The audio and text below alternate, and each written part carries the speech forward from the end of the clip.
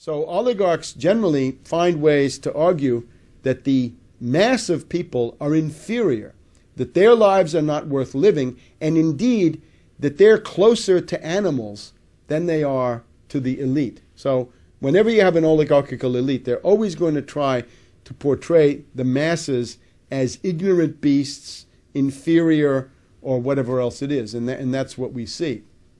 This is very strong in the Anglo-American world. The U.S.-British tradition is not that of a dictator. Stalin, Hitler, this you generally don't find. It's also not so much in the notion of mob rule and demagogy of that sort, although occasionally it is. Generally what you have in terms of real power is an oligarchy. So this oligarchy is inherited from Venice, from the Venetian Republic of the Middle Ages, and it's transferred into Britain between 1500 and 1600 or so in the form of the Whig Party, the top aristocratic party, which rules Britain from the early 1600s really until about 1832 and the Reform Bill. So it's an oligarchical system. The U.S. and the British are a polycentric oligarchy where you can't say the Bilderberger runs it, or the Trilateral, or the CFR, or Bohemian Grove, or whatever it is. All of those are power centers that jostle each other and coexist. But what they amount to is an oligarchy.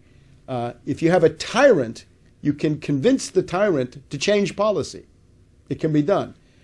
But to change an oligarchy, as Plato points out, is harder because you've got to convince so many different ones, and as soon as you convince some of them, you've deconvinced others because those are the enemies and they hate the ones that you've convinced. So that's the problem that we face in the Anglo-American world. The Club of Rome is a group of old fascists, for want of a better word. Aurelio Peccei was the most prominent guy. He had been a fascist for Mussolini in the Balkans during World War II, done all manner of crimes there. And then we have his associate, Alexander King, who admitted that embarrassing thing, that the purpose of this was to express the genocide of the Third World. In other words, that it was designed to make sure that there would be no Third World development, that therefore the black and brown people of the world would not become numerous. So the Club of Rome is already the beginning of a genocidal mentality in which Holdren and Cass Sunstein and other people in the Obama regime participate. Naturally, as this becomes more extreme, as the breakdown crisis gets worse, and it is getting worse, as the depression deepens, you get into the definitions of useless eaters, lives not worthy of being lived, non-productive culls, they're called sometimes, surplus population, as Scrooge said, following Bentham and Malthus. And how many are there of such people? As the depression gets worse, it gets to be more and more of the population that are useless eaters and non-productive culls. So the problem that we face is the ideology has deteriorated. The global warming ideology is, at least up to now, the most extreme form, because it says that carbon dioxide is a pollutant and that carbon is bad when we ourselves are a carbon-based form of life. So it seems to say that the inevitable results of humanity is pollution, that people pollute, or indeed that people are pollution. It gets back to Ehrlich and Holdren and their idea that humanity is a cancer on the face of the earth. So the ultimate logic of all this is extermination, genocide, the concentration camp, depopulation, and a horror that goes beyond anything seen in the 20th century. That's where Obama is essentially leading. When Holdren is confronted with his published works, the body of work on which his scientific credentials rest, he wants to run away from them and say that he's no longer the environmental extremist that he once was, that his genocidal fury has mellowed with age. But I wouldn't believe that for a minute. It's just that he's become a little bit more sophisticated politically, and he's seen how damaging it is when people throw that stuff at you. It's, of course, a monstrosity that he was allowed to get through that confirmation process in the first place. In terms of genocide, genocide entered the U.S. policy realm in an overt way with this National Security Memorandum 200 by Kissinger in the 1974-75 period, which said that if you have population growth in third world countries, they will compete for the limited natural resources that the U.S. intends to monopolize. I attended the food conference, the World Food Conference of the Food and Agricultural Organization in Rome in December of 1974, which was attended by Kissinger. And I put out some leaflets at this FAO conference in Rome in late 1974. And in response to that, the UN bureaucracy kicked me out of the conference, not for disrupting anything, but simply by pointing out the obvious implications of what was going on. At that same conference, the Soviet delegate made a useful contribution. He said that if you just took the existing off-the-shelf technology and made that available to everybody, you would have no problem with 35 billion people on the earth. The demographic potential is still very, very large, lots and lots of wide open spaces, but they kicked me out. So the Kissinger line was, stop population growth in third world countries, because otherwise they'll compete for natural resources. I guess he's looking into what happens today with Chinese oil consumption and the Chinese in Africa offering their own bids for mining and other products. The other thing to stress is under Carter, and in particular under Secretary of State Edmund Muskie, you had Global 2000 and Global Futures. And that is the real watershed of making genocide, population reduction, euthanasia, population control into the dominant ideology of the U.S. government, the foreign policy establishment, and the State Department. Global 2000 and Global Futures enacted under Muskie are really the turning point, after which U.S. policy in the developing sector is no longer development, but it's rather population control, population reduction with strong genocidal overtones. Holdren writes books about nuclear target selection, nuclear war. He's a strangelove. He's a strangelove under green left cover.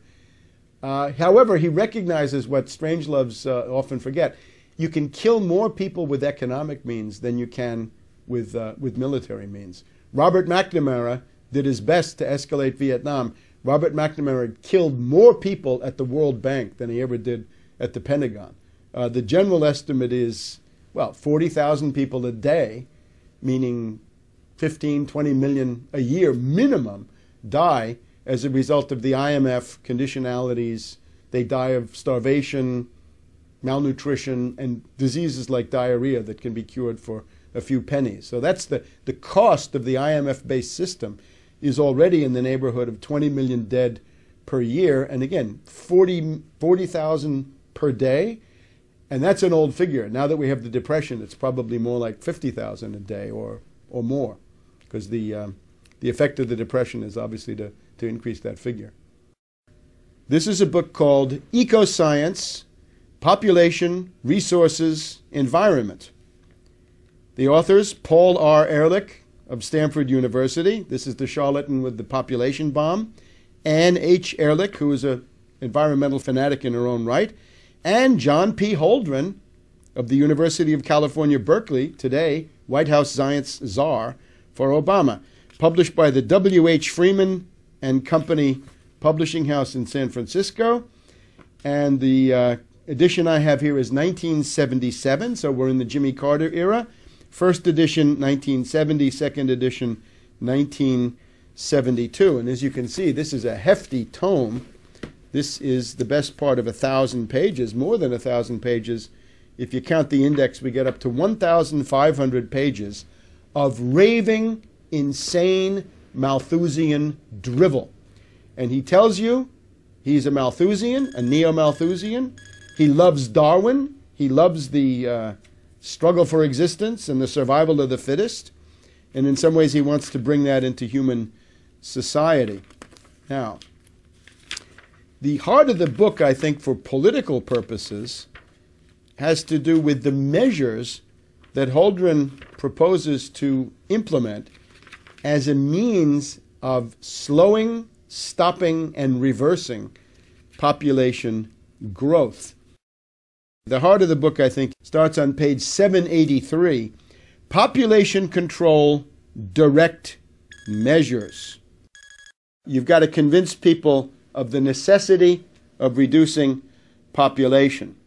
For example, one thing he quotes approvingly, a case in point was the sudden imposition in 1976 of compulsory sterilization in some states in India and for government employees in Delhi, following 2 decades of discouraging results from voluntary family planning. So let's make it involuntary, compulsory, obligatory, and we're going to come in with compulsory sterilization.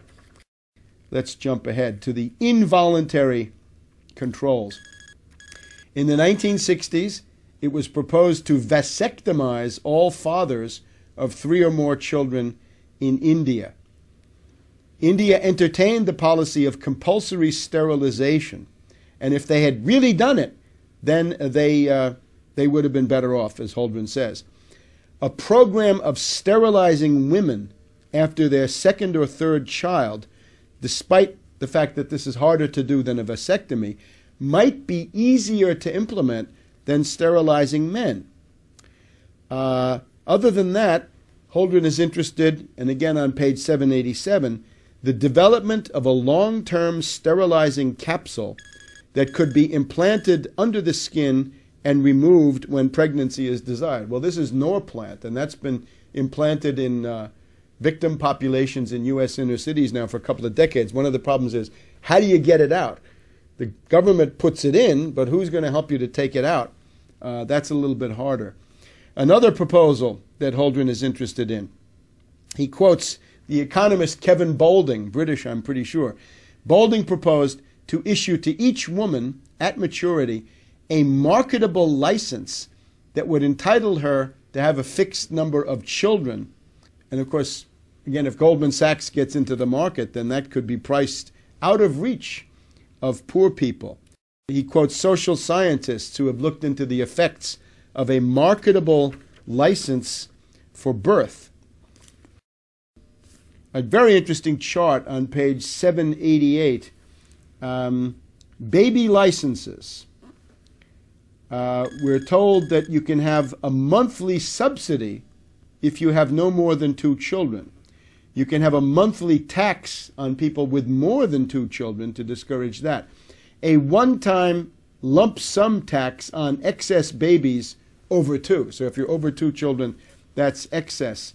And quotas for families. So again, the basic idea is some measures designed to persuade, and then the hardcore, hardline measures, compulsory sterilization, compulsory abortion, and it's also a good idea to take children away from mothers if they're teenagers, unmarried, and otherwise not suitable. Now, he wants to impose this not just domestically in the U.S., but even more. He wants to have family planning measures. Here on page 789, he wants to have family planning measures in the less developed countries.